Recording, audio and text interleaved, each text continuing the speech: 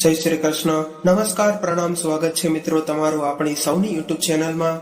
મિત્રો, આપણી આજની કહાની છે વૃદ્ધ સસરાએ તેની પુત્રવધૂને એવો પાઠ ભણાવ્યો કે તેના હોશ ઉડી ગયા. તો મિત્રો, આ કહાની એક પારિવારિક કહાની છે અને નાના મોટા દરેક લોકોએ, મહિલાઓએ અને પુરુષોએ ખૂબ જ સમજવા લાયક અને વિચારવા લાયક કહાની, પ્રેરણાદાયક કહાની બનવાની છે. તો મારી તમને વિનંતી છે કે થોડો સમય કાઢીને વિડીયોને અંત સુધી જોડાયેલા રહેજો અને કહાની પસંદ આવે તો વિડીયોને લાઈક કરીને વધુમાં વધુ શેર પણ કરજો. તેમજ તમે આવી કેટલીક અવનવી કહાની સાંભળવા માંગતા હોય તો આ ચેનલને સબસ્ક્રાઇબ જરૂરથી કરી લેજો, જેથી અમારા આવનારા નવા વિડીયોની માહિતી તમારા સુધી સૌથી પહેલા પહોંચે. તથા કોમેન્ટ બોક્સમાં સાચી શ્રદ્ધાથી હર હર મહાદેવ જરૂરથી લખી દેજો, જેથી ભગવાન ભોલેનાથની કૃપા હંમેશા આપણા સૌ પર બની રહે. તો ચાલો મિત્રો, શરૂ કરીએ આજની કહાની. મિત્રો, આજે નાનજીભાઈ પોતાના રૂમમાં ખૂબ જ ઊંડા વિચારોમાં ખોવાઈને બેઠા હતા. ત્યારે જ તેમના પત્ની રળિયાતબેન તેમના માટે ગરમ મસાલેદાર ચા લઈને આવ્યા અને ચાનો કપ તેમના ટેબલ પર મૂકીને કહે છે કે આ લ્યો તમારી ચા, તમે મંગાવી હતી ને તે હું લઈને આવી છું. રળિયાતબેને એટલું કહ્યા પછી પણ જ્યારે નાનજીભાઈ નથી સાંભળતા ત્યારે રળિયાતબેને પોતાના પતિ નાનજીભાઈને બીજી વાર કહે છે કે તમે ક્યાં ખોવાયેલા છો અને તમે શું વિચારી રહ્યા છો. ત્યારે નાનજીભાઈ તેમની એકાગ્રતા ગુમાવે છે અને તેમની પત્નીની તરફ ચોંકીને જુએ છે અને કહે છે કે શું કહ્યું તે. ત્યારે રળિયાતબેને કહે છે કે મેં કહ્યું કે તમારા માટે ચા લાવી છું, ક્યાં ખોવાયેલા હતા તમે? કઈ નહીં, બસ એમ જ વિચારતો હતો કે જ્યારે આપણા દીકરા વિનયને શહેરમાં ખૂબ જ સરસ નોકરી મળી ગઈ છે તો શહેરમાં ઘર એટલા માટે બનાવ્યું હતું કે આપણે પણ આપણા દીકરા વિનય અને વહુની સાથે જ રહીશું, કારણ કે આપણે એક જ દીકરો છે.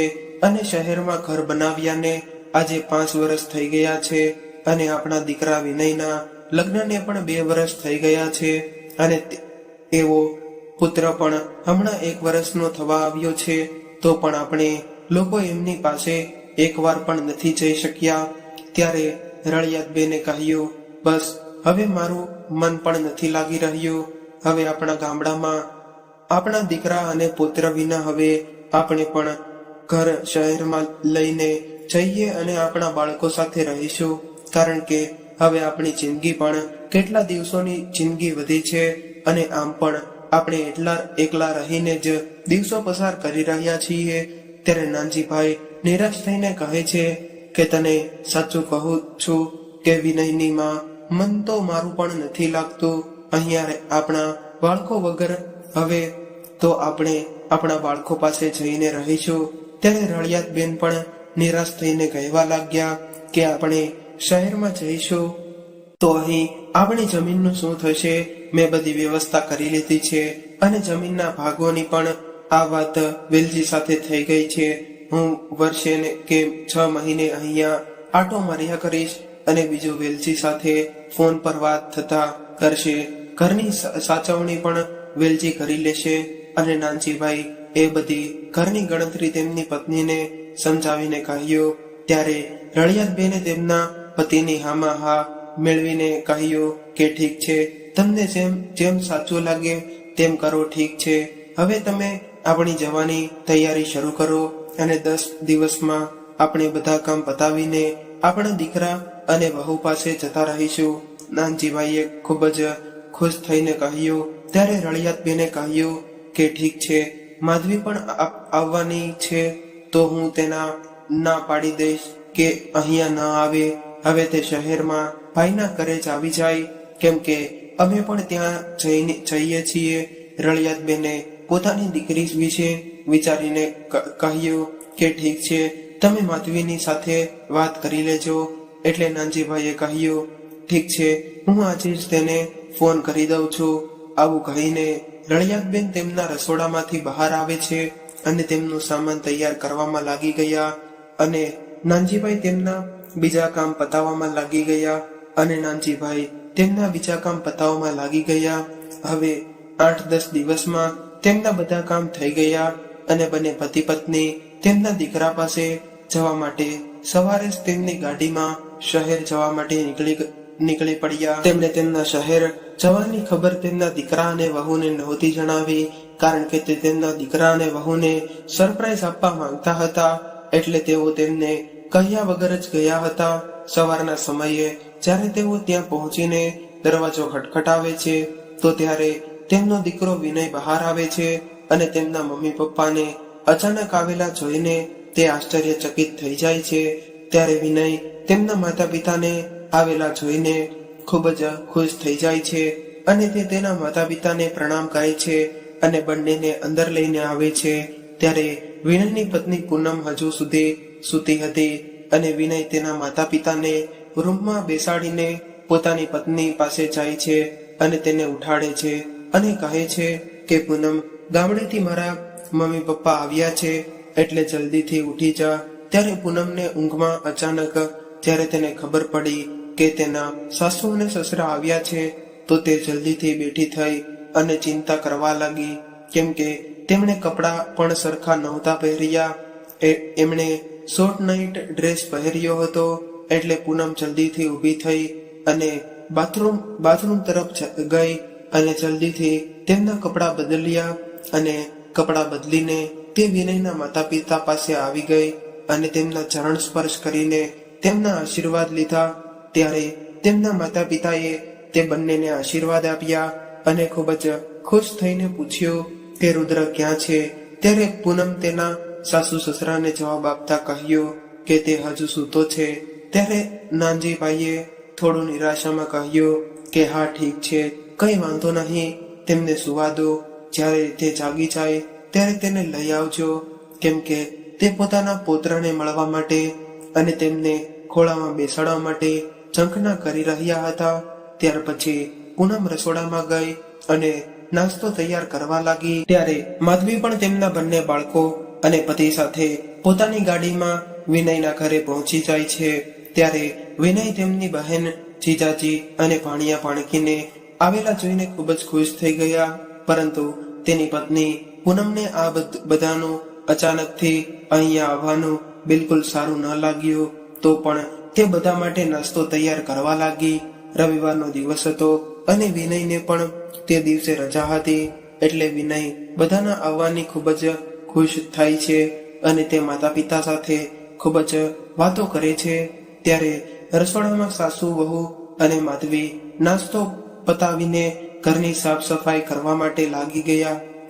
સાફ સફાઈ પતાવીને બપોરનું જમવાનું તૈયારી શરૂ કરે છે અને જમવાનું બનાવવામાં માધવી પણ તેમના ભાભીને મદદ કરી અને રળિયાતબેન પણ નાના મોટા કામમાં તેમને મદદ કરી.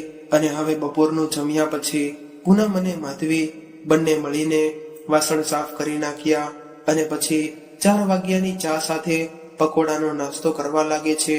અને આમ થોડી વાર પછી રાતનું જમવાનું થઈ ગયું. આમ આવી જ રીતે આખો દિવસ ખાવાનું બનાવવામાં અને બીજા કામોમાં નીકળી જાય છે. અને એમ પણ આપણને તક જોતી હોય ખાવા પીવાની, તક મળે એટલે ચાલુ થઈ જાય છે. ખાવા પીવાનું જ્યારે ઘરમાં કોઈ મહેમાન આવે ત્યારે આખો દિવસ બસ ખાવાનું બનાવવામાં નીકળી જાય છે. ઘરે મહેમાન આવવાથી જાણે ઉત્સવ થઈ જાય, ઘરમાં જાણે આનંદ છવાઈ જાય. આવું જ આજે પૂનમ સાથે થયું હતું. આજે દિવસ એમનો ખાવાનું બનાવવામાં અને ખવડાવવામાં જ નીકળી ગયો. આ તેમના ઘરે પહેલીવાર બન્યું હતું કે પોતાના સાસુ સસરા અને નણંદ બંને એક સાથે આવ્યા હોય. એક દિવસમાં જ પૂનમ ચિંતા કરવા લાગી. માધવી અને તેમનો પતિ અને બંને બાળકો આગલા દિવસે જ જતા રહ્યા અને સાસુ સસરા ત્યાં જ રોકાઈ ગયા. ત્યારે પૂનમે એવું વિચાર્યું કે તેના સાસુ સસરા પણ એક દિવસ પછી મળીને જતા રહેશે, પરંતુ એવું નથી થતું. વિનય પણ પછીના દિવસે સવારે પોતાની ઓફિસ જવા માટે નીકળી ગયો અને હવે પૂનમ અને તેના સાસુ સસરા ઘરે રહેતા હતા. આવી જ રીતે એક અઠવાડિયું નીકળી જાય છે, પરંતુ તેમના સાસુ અને સસરા તેમના ગામડે પાછા જવાનું નામ નહોતા લેતા. હવે તેને કામ કરવામાં પણ મુશ્કેલી થવા લાગી હતી. 2 વર્ષ એકલા રહેવાને કારણથી તે ત્યાં પોતાની ઈચ્છાથી જેમ ઈચ્છે તેમ રહેતી હતી. કોણ તેને કહેવા કે સમજાવવા વાળું નહોતું, કેમ કે વિનય પણ એક રજાના દિવસે જ ઘરે આવતો હતો અને સવારે જતો રહેતો હતો, પણ હવે સાસુ સસરાના લીધે તેમને સવારે વહેલા ઉઠવું પડતું હતું. સવારનો નાસ્તો બનાવવામાં પણ તેને ખૂબ જ મુશ્કેલી થતી હતી. તે નાસ્તો બનાવતા બનાવતા બડબડ કરતી રહેતી કે ખબર નહીં હવે મારા સાસુ સસરા અહીંયા કેટલા દિવસ રહેશે. એક તો તેઓ અચાનક આવી ગયા છે અને હવે જવાનું નામ પણ નથી લેતા. ક્યારે જશે કંઈ કીધું પણ નથી. હું તો થાકી ગઈ છું. જમવાનું અને નાસ્તો બનાવીને આજે વિનય જ્યારે ઓફિસેથી આવે એટલે વાત કરું છું અને પૂછું છું કે મારા સાસુ સસરા ક્યારે ગામડે પાછા જાય છે.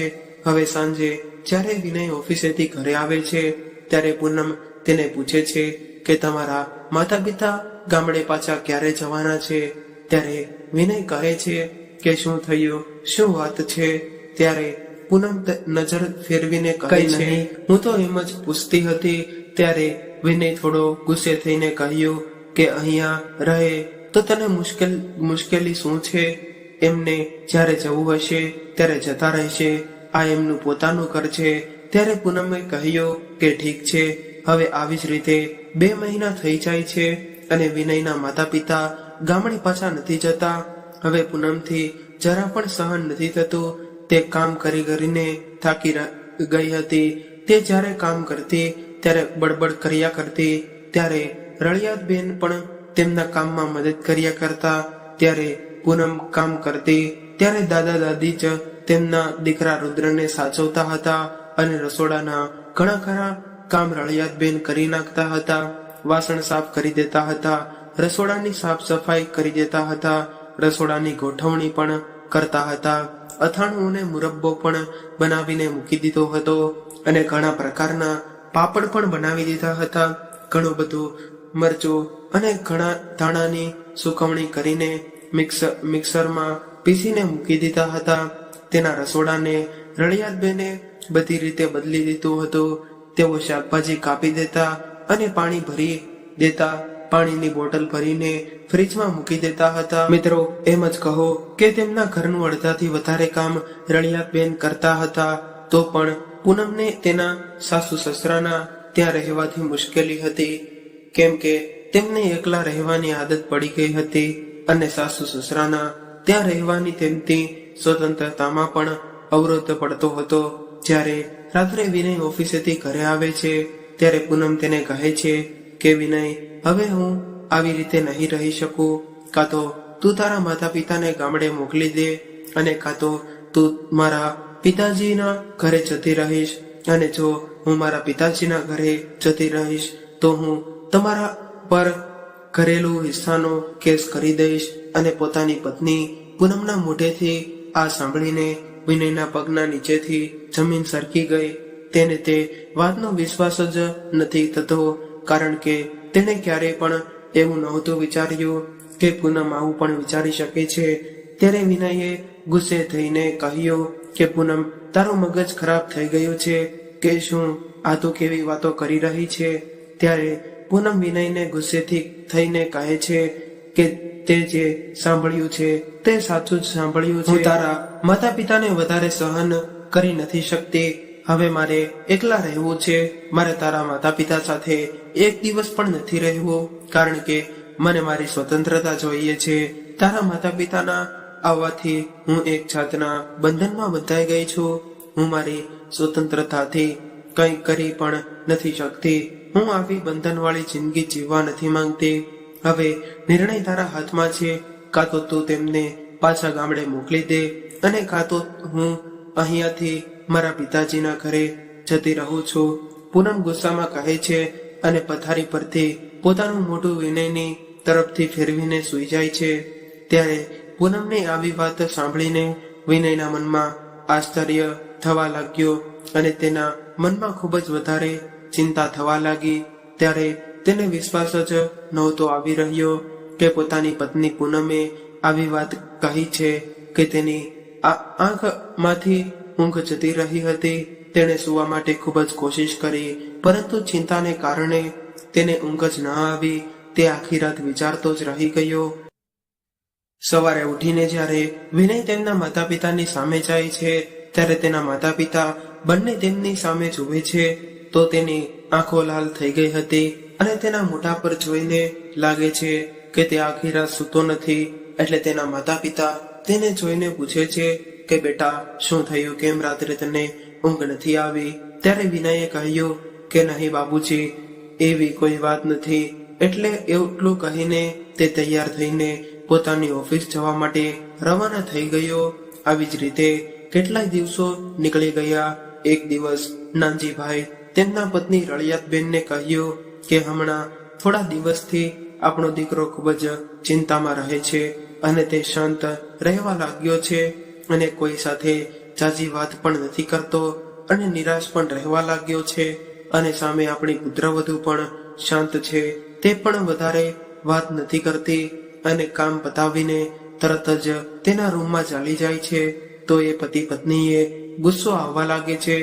જરૂર કોઈ વાત છે જે વિનય અને પૂનમ આપણાથી છુપાવી રહ્યા છે. ત્યારે રળિયાતબેને પણ કહ્યું કે તમે પણ એવું જ લાગે છે કે કોઈ વાત તો છે જેનાથી વિનય અને પૂનમ બંને મૌન રહે છે. ત્યારે નાનજીભાઈએ કહ્યું કે જો જોયું નહીં કે વિનય કેટલો નિરાશ હતો અને તેની આંખો એવી રહી હતી કે તે રાત્રે સૂતો જ ન હોય. કંઈક વાત તો જરૂર છે.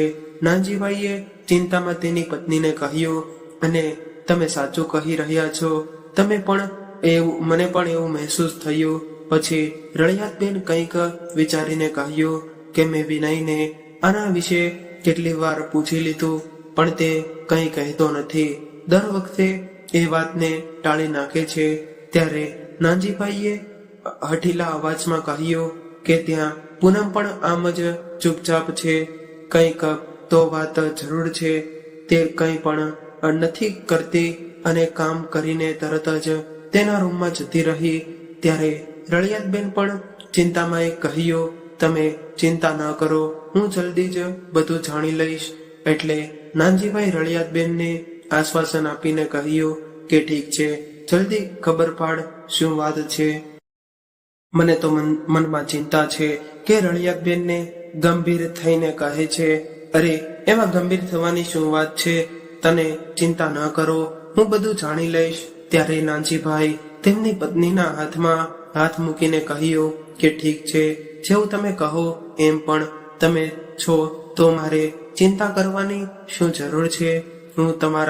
હું બહાર જઈને જોઉં છું શું થઈ રહ્યું છે. એટલે કહીને રળિયાતબેન બહાર જતા રહ્યા. ત્યારે તેમને બહાર રુદ્રના રોવાનો અવાજ સંભળાઈ રહ્યો હતો. એટલે તેમણે જલ્દીથી રુદ્રને પોતાના ખોળામાં લીધો અને રમાડવા લાગ્યા. હવે સાંજે જ્યારે વિનય ઓફિસેથી ઘરે આવીને ચૂપચાપ તેના રૂમમાં જતો રહ્યો અને તેના માતા પિતા સાથે કંઈ પણ વાત નથી કર્યો. ત્યારે નાનજીભાઈ રૂમમાં બેઠા બેઠા આ બધું જોઈ રહ્યા હતા. થોડી વાર પછી નાનજીભાઈ કોઈ બહાનું બનાવીને વિનયના રૂમની બહાર ગયા અને કંઈક સાંભળવાની કોશિશ કરી. ત્યારે પૂનમ તેના પતિ વિનયને કહી રહી હતી કે શું તમે તમારા માતા પિતા સાથે કંઈક વાત નથી કરી કે નહીં? હવે તે ગામડે પાછા ક્યારે જઈ રહ્યા છે? આમ ને આમ તો એક અઠવાડિયું કાઢી નાખ્યું તો પણ તમારા પિતા સાથે કંઈ પણ વાત નથી કરી. જો તમે કાલ સુધીમાં તમારા માતા પિતા સાથે કોઈ વાત નહીં કરો તો પરમ દિવસે હું મારા પિતાના ઘરે જતી રહીશ. ત્યારે વિનયે કહ્યું કે હું મારા પિતાજીને શું કહું કે તમે આ ઘર છોડીને અહીંથી જતા રહો? ત્યારે વિનય નિરાશ થઈને કહ્યું કે પૂનમ આવી રીતે કરી શકે છે. એટલે ત્યારે પૂનમ ગુસ્સામાં કહ્યું કે હું બીજું કંઈ નથી જાણતી, હું આ ઘરમાં ફક્ત એકલી રહીશ. તમારા માતા પિતાને ગામડે જવું પડશે અને તમારા લોકો ઉપર હવે ઘરેલું હિસ્સાનો કેસ કરી દઈશ. ત્યારે પોતાના દીકરાની વહુના મોઢેથી આ સાંભળીને નાનજીભાઈના પગ નીચેથી જમીન સરકી ગઈ અને તે આશ્ચર્યચકિત થઈ ગયા. તે વહુને પોતાની દીકરી સમજતા હતા. તેમને ગામડે મોકલવા માંગે છે. તેને અમારું અહીંયા રહેવું ગમતું નથી. કેટલી ઈચ્છાઓથી તેમણે આ ઘર બનાવ્યું હતું. પોતાની આખી જિંદગીની બધી કમાઈ તેમણે આ ઘર બનાવવામાં ખર્ચી નાખી હતી. તેઓ એવું વિચારતા હતા કે અમારે એક દીકરો છે, એટલે અમે લોકો એની સાથે આરામથી રહીશું, પરંતુ અહીંયા શું આજ જોવાનું બાકી હતું. હવે તેને ખૂબ જ ચિંતા થવા લાગી અને તેના હાથ પગ ધ્રુજવા લાગ્યા અને જાણે તેમનું હૃદય નીકળીને બહાર પાડવાનું હોય એમના પગલા અથડાવા માંડ્યા અને તે વિચારવા લાગ્યા કે તેમની પુત્રવધુ તેમના દીકરાને ધમકી આપી રહી હતી. અમે એવું ક્યારેય સપનામાં પણ નહોતું વિચાર્યું. એટલામાં એમને ચક્કર આવવા લાગે છે અને એ ત્યાં જ બેસી જાય છે. પછી થોડી વાર પછી પોતાની જાતને સંભાળીને તે ચૂપચાપ ત્યાંથી નીકળી ગયા અને નીકળીને પોતાના રૂમની અંદર જાય છે. મિત્રો, નાનજીભાઈના વિચાર ખૂબ જ વ્યવહારુ હતા. તે એક વિચારશીલ વ્યક્તિ હતા. તે ઉતાવળે કોઈ પણ નિર્ણય લેતા ન હતા. તે કોઈ પણ નિર્ણય લેતા તો ખૂબ જ વિચારીને લેતા. ત્યારે રળિયાતબેન પોતાના પતિને ચિંતાતુર જોઈને તેમને પૂછવા લાગ્યા કે શું થયું, તમને શું વાત છે, તમે કેમ એટલા બધા ચિંતાતુર દેખાઈ રહ્યા છો. ત્યારે નાનજીભાઈ તેમની પત્નીને બધી વાત કરી એટલે તેમના પત્ની પણ ચિંતામાં આવી ગયા અને કહ્યું, હવે શું થશે. ત્યારે નાનજીભાઈએ કહ્યું કે અરે રળિયાત, તું ચિંતા ન કર, હું કોઈને કોઈ ઉપાય વિચારીશ. અને જો રળિયાત હવે ગડપણમાં આપણે એકલતા ન રહી શકીએ, આપણે આપણા દીકરા સાથે જ રહેવાનું છે, તો આપણે કોઈ ઉપાય વિચારવો પડશે. અને હવે આપણે ગામડે જઈને શું કરીશું, આપણા દીકરા અને પુત્ર વિના ત્યાં કેમ રહીશું, અને આપણે આપણા છોકરાનું ઘર પણ ના ભાંગી શકીએ. આપણે લોકો અહીંયા જ રહીશું અને પુત્રવધુ પણ આપણી સાથે જ રહેશે. ખાલી આપણે આપણી પુત્રવધુને સાચો માર્ગ બતાડવો પડશે. નાનજીભાઈ સમજી વિચારીને કહે છે. મિત્રો, રળિયાતબેન પણ એક સમજદાર મહિલા છે. તે પણ કહે છે કે ઠીક છે, ઉતાવળે કોઈ પણ કામ ન કરવું જોઈએ, તમે વિચારીને કોઈ ઉપાય શોધી લ્યો. ત્યારે નાનજીભાઈએ કહ્યું કે ઠીક છે, અત્યારે તું આપણા દીકરાને અને વહુને કોઈ પણ વાત ન કરતી, હું 1-2 દિવસમાં કંઈક ઉપાય કરી લઈશ. એટલે ત્યારે રળિયાતબેન પણ પોતાના પતિની હા કહીને હવે 2 દિવસ પછી લગભગ સવારના 10 વાગ્યા આજુબાજુ ઘરની ડોરબેલ વગાડી અને ત્યારે નાનજીભાઈ જઈને દરવાજો ખોલ્યો. ત્યારે કોઈ 2 અજાણ્યા માણસ તેમને મળવા માટે આવ્યા હોય. ત્યારે નાનજીભાઈએ તેમને આખું ઘર બતાવ્યું અને ઘર જોયા પછી તે નાનજીભાઈ સાથે કંઈક વાતો કરીને જતા રહ્યા. ત્યારે તેમનો દીકરો ઓફિસ પર ગયો હતો અને જ્યારે રાત્રે વિનય ઓફિસેથી ઘરે આવ્યો ત્યારે પૂનમે તેમને કહે છે કે આજે આપણા ઘરમાં 2 અજાણ્યા માણસો આવ્યા હતા અને આપણા પિતાજી એમને કરીને જતા રહ્યા.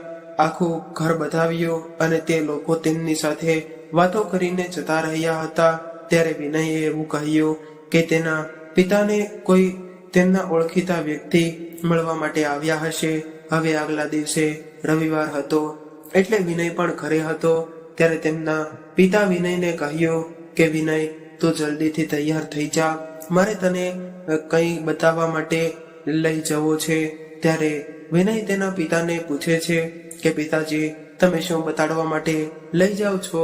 ત્યારે નાનજીભાઈએ કહ્યું કે દીકરા, આ પણ એક સરપ્રાઈઝ છે, તો તને ત્યાં જઈને જ ખબર પડશે, એટલે જલ્દીથી તૈયાર થઈ જા અને પૂનમને પણ કહી દેજે કે તે પણ તૈયાર થઈ જાય, આપણે અત્યારે જ જવાનું છે. ત્યાર પછી વિનય અને પૂનમ તૈયાર થઈને તેમના પિતાજી સાથે જાય છે અને રુદ્ર તેની દાદી પાસે રહે છે, કેમ કે રુદ્ર જાજુ તો તેના દાદી પાસે જ રહેતો હતો અને તેની દાદી પાસે જ સૂતો હતો. તો તેની દાદી કહે છે કે તમે જઈને આવો, રુદ્ર મારી પાસે જ રહેશે. એટલે પૂનમ તેમને તેમના દાદી પાસે મૂકીને જતી રહે છે. હવે નાનજીભાઈએ બંનેને ગાડીમાં બેસાડીને એક જગ્યાએ લઈને જાય છે અને તે જગ્યાએ ખૂબ જ વિચિત્ર જગ્યા હતી. નાનજીભાઈ પોતાની ગાડી પાર્કિંગમાં પાર્ક કરી દીધી અને બંનેને આગળ લઈને જાય છે અને જાજુ ના ચાલ્યા પછી એક માળનું મકાન આવ્યું. એટલે નાનજીભાઈએ બંનેને લઈને ઉપર જતા રહ્યા. 5મા માળે પહોંચીને રૂમનો દરવાજો ખોલે છે અને તે બંનેને અંદર લઈ જઈને નાનજીભાઈ કહ્યું કે દીકરા, હવેથી આ તમારું નવું મકાન છે. આજથી તમે બંને અહીંયા જ રહેજો અને આ રૂમની ચાવી છે. ટોયલેટ, બાથરૂમ, રસોડું બધાની વ્યવસ્થા છે. મેં 1 મહિનાનું ભાડું પણ આપી દીધું છે. હવે આગળનું ભાડું તમે જાતે આપજો. દીકરા, જેટલો તારો પગાર છે આટલામાં આ ઘર તમને પરવડી રહેશે. ત્યારે પોતાના પિતા નાનજીભાઈના મોઢેથી આવું સાંભળીને વિનય અને પૂનમને એક ઝટકો લાગ્યો અને તે બંને સ્તબ્ધ થઈ ગયા. અને થોડી વાર પછી વિનય કહે છે કે આ તમે શું કહો છો પિતાજી? અમે લોકો આ ઘરમાં કેમ રહીએ? અમારું તો એક મોટું ઘર છે. ત્યારે નાનજીભાઈએ કહ્યું કે દીકરા, એ ઘર તમારું નથી, એ ઘર અમારું છે. અમારી પૂરી જિંદગીની મહેનતનો આશ્રય છે અને તે ઘરની ડીલ થઈ ગઈ છે. અમે બંને ઘર વેચીને હવે ગામડે જઈ રહ્યા છીએ. હવે આ ઘર તમારું છે. અહીંયા આરામથી રહો, ખાઓ પીવો અને એકલા જિંદગી પસાર કરો. અને પૂનમ બેટા, તમને અમારી સાથે રહેવું પસંદ નથી તો ન રહો.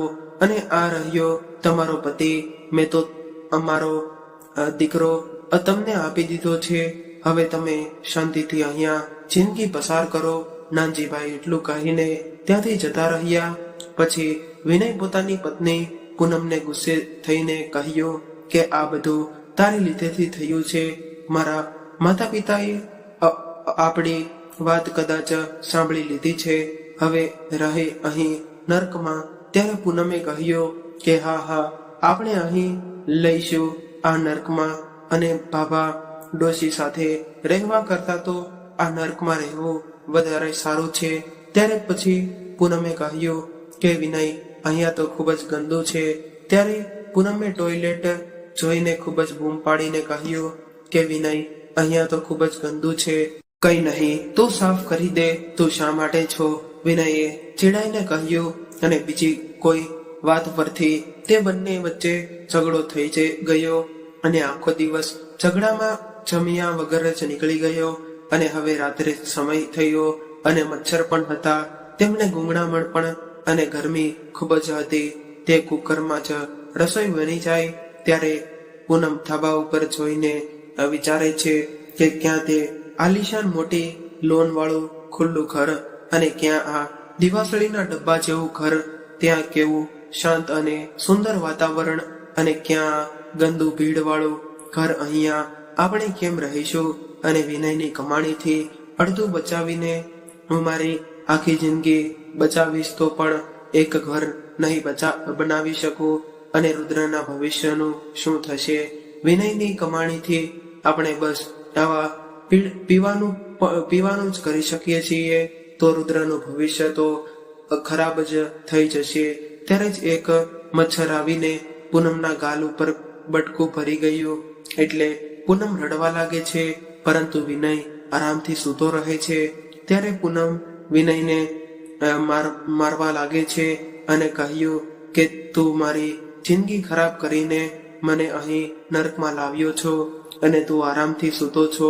મારે નથી રહેવું અહીંયા, મારે ઘરે જવું છે, મારા સાસુ સસરા પાસે. હવે સવારે બંને વચ્ચે ખૂબ જ બોલાચાલી થઈ અને પછી બંને વચ્ચે નક્કી થયું કે માં બાપુજી પાસે જઈશું. અને હવે વિનય અને પૂનમ રુદ્રને લેવા માટે બહાને તેના ઘરે ગયા. ત્યારે તેના માતા પિતા બંને આરામથી બેસીને ચા પી રહ્યા હતા અને રુદ્ર સૂતો હતો. ત્યારે તેની માતા વિનયને અને પૂનમને આવેલા જોઈને કહ્યું કે પ્રણામ દીકરા, અને બહુ તને જીવતા રહો. અને નાનજીભાઈ થોડું વિચારીને કહ્યું કેમ આવવાનું થયું દીકરા? ત્યારે વિનયે ધીરેથી કહ્યું અમે રુદ્રને લેવા માટે આવ્યા છીએ. ત્યારે તેના પિતાએ સીધું જ કહ્યું કે જાઓ લઈને આવો રુદ્રને, તેની રૂમમાં સૂતો છે અને તમારો અને એનો સામાન પણ લેતા જાઓ. ત્યારે પૂનમ બોલી બાપુજી, અમે રુદ્ર અને સામાન લઈને નહીં જઈએ. ત્યારે રળિયાતબેન બોલ્યા કે પુત્રવધુ, હવે તમારું અહીંયા શું કામ છે? ત્યારે વિનયે કહ્યું માં, અમે તમારી પાસે જ રહેવા માટે આવ્યા છીએ. એટલે તેના પિતા બોલ્યા બેટા, પણ તમે તો અમારી સાથે રહેવા નથી માંગતા ને?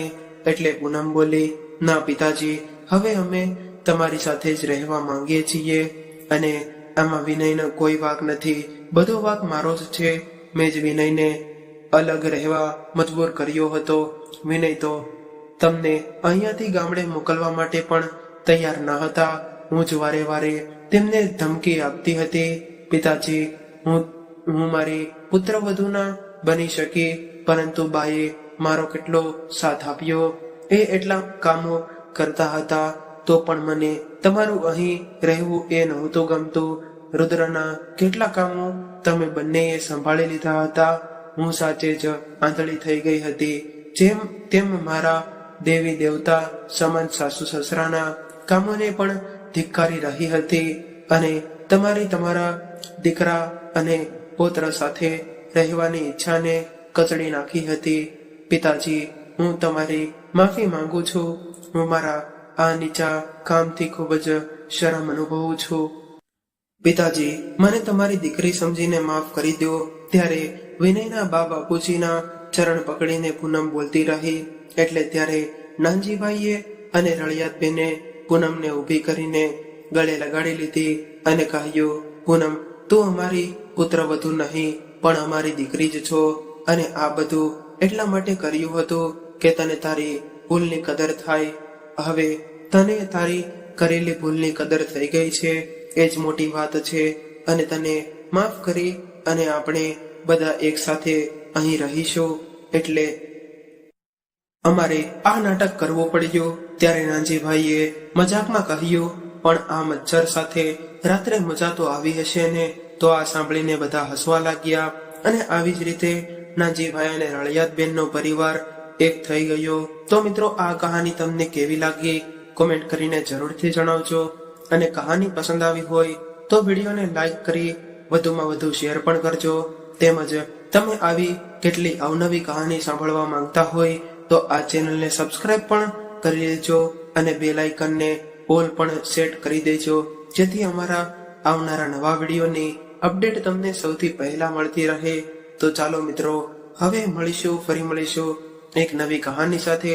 ત્યાં સુધી તમામ મિત્રોને જય શ્રી કૃષ્ણ, રાધે રાધે, હર હર મહાદેવ. આ કહાનીને પૂરેપૂરી સાંભળવા માટે તમારો ખૂબ ખૂબ આભાર.